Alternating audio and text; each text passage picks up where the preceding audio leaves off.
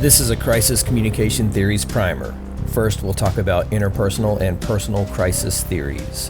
1. Uncertainty reduction theory. Uncertainty reduction theory was developed to explain how individuals communicate in environments of uncertainty. Though the original focus of the theory was on early stages of relationships, it can be applied to crisis situations and is particularly applicable to early stages or pivotal moments during a crisis situation. The theory draws attention to the discomfort people experience when faced with ambiguity and their attempts to reduce that discomfort through information-seeking behaviors and communication. High degrees of uncertainty can lead to distress. Information reduces that uncertainty and helps individuals regain a sense of control. When analyzing personal or existential crises, things like receiving a medical diagnosis, losing a job, or experiencing a breakup, the communication scholar might use this theory to explain the relationship between levels of discomfort or anxiety and the degree to which people engage in uncertainty-reducing strategies like research or communication.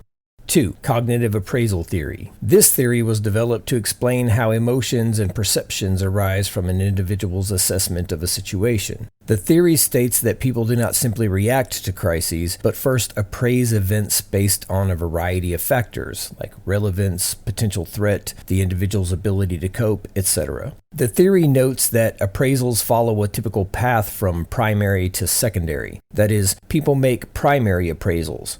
Is this a threat? And then secondary appraisals. Do I have the resources to handle it? This theory helps explain why some people experience a crisis as overwhelming while others see the same situation as a mere challenge. The theory also highlights how reappraisals, communication that challenges and reframes interpretations of events, can shift emotional responses and access functional coping strategies. 3. Relational dialectics theory. Baxter and Montgomery introduced relational dialectics theory to explain the inherent tensions in all personal relationships. Dialectics in general is interested in how opposites clash and synthesize. Relational dialectics theory proposes that relationships involve opposing forces: autonomy versus connection, openness versus privacy, predictability versus novelty, etc. Dialectical tensions are never resolved. They require ongoing negotiation and synthesis. Crises in relationships can arise when one or more of these dialectics become imbalanced. For instance, a person experiencing a personal existential crisis might suddenly desire higher degrees of independence or autonomy, while their relational partner seeks closeness or connection. 4. Communication privacy management. This was developed to explain how individuals manage private information in relationships, particularly in sensitive or crisis situations. The theory posits that people create privacy boundaries around their personal information and make decisions about disclosure based on perceived risks and benefits. During a personal crisis, individuals must decide who to confide in and how much to reveal. Over-disclosure may lead to vulnerability, while excessive privacy can lead to isolation. This theory helps explain why people struggle when communicating about difficult experiences and how privacy management can help impact relationships and influence coping strategies. Now let's talk about some social and national crisis theories. 1. Framing theory. Goffman introduced the concept of framing to explain how individuals interpret and give meaning to social situations. Later, this was applied specifically to media and political communication. The theory suggests that the way a crisis is presented or framed influences public perception and response. In national crises, things like terrorist attacks, pandemics, or stock market crashes, leaders and media outlets frame events to shape public understanding and perception. A government might frame an economic crisis as a temporary setback or blame it on external causes to maintain public confidence and prevent the incitement of additional crisis situations.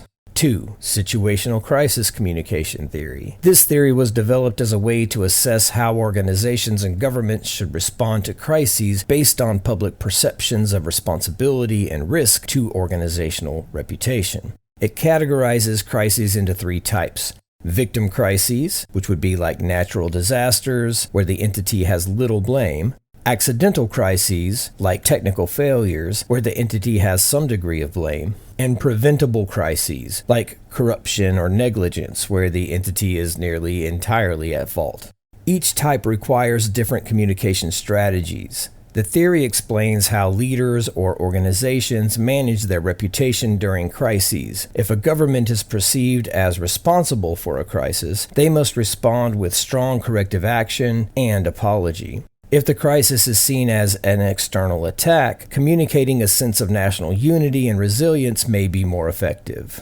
3. Social amplification or attenuation of risk framework. You can call this SARF. SARF was developed to explain why some risks and crises become highly publicized and feared, while others are downplayed. It notes that crises are filtered through social media, news media, and political channels, which can amplify or diminish its perceived severity. The theory explains why some crises, like Ebola or Salmonella outbreaks, receive excessive media attention, while others, like routine flu deaths, do not. It is not because one crisis is legitimately more serious in terms of death. It is only because one is more mediated. The theory highlights how misinformation and sensationalism can escalate social panic.